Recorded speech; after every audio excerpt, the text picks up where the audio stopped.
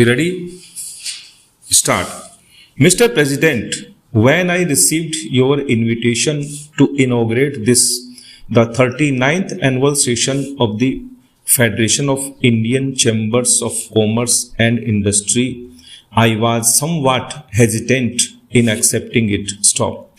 I was aware that since independence, each annual session of the Federation has been inaugurated by the Prime Minister.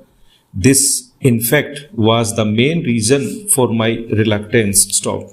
These annual meetings are beginning to become almost a ritual, and I am not much of a believer in rituals. Stop.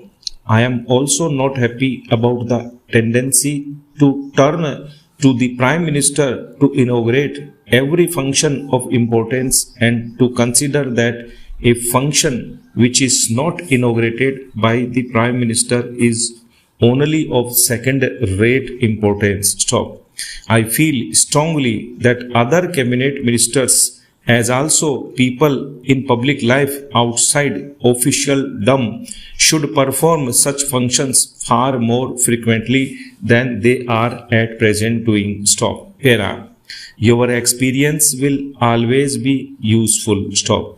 Within the ranks of industry, the younger group feels that it is not fully playing its part. I have often spoken of my intention to keep in together some younger generation. Stop.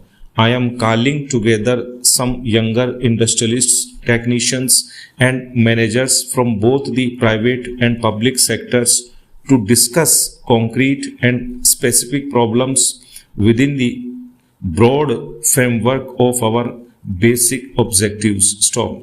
I will be a sharing of thought and perhaps evolving of new ideas. Stop. Dynamic changes are needed now in attitudes and functions. Stop. In your address, Mr. President, you have pointed out that India is still a depressingly poor country and expressed concern that we have not succeeded well enough in our effort to reduce poverty and develop our economy. Stop.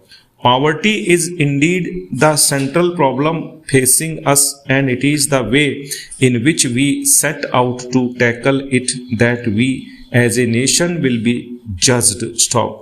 It is a long and arduous battle that we have to wage. Stop. It calls for clarity of purpose, for determination, the discipline, the hard work of which we are capable. Stop. Slowly and steadily, we shall be building a new and progressive nation in which even the poorest in our country will be able to enjoy a minimum level of living. Stop. There will be fuller employment, more widespread facilities of education and health, greater opportunities for youth, and less inequalities of income and wealth. Stop. Para. After you had shown so clear a recognition of the challenge of our situation, I was a little disappointed, Mr. President, to hear you suggest that we would be well advised to have a smaller eighth plan. Stop.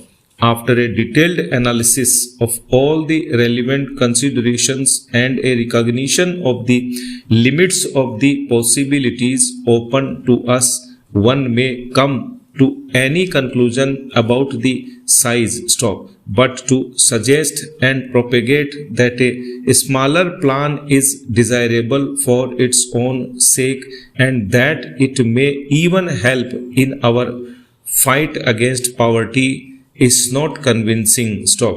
There is no question in my mind that we have to mobilize our resources to the limit of our capacity and use these human and material resources in a coordinated and efficient manner. Stop.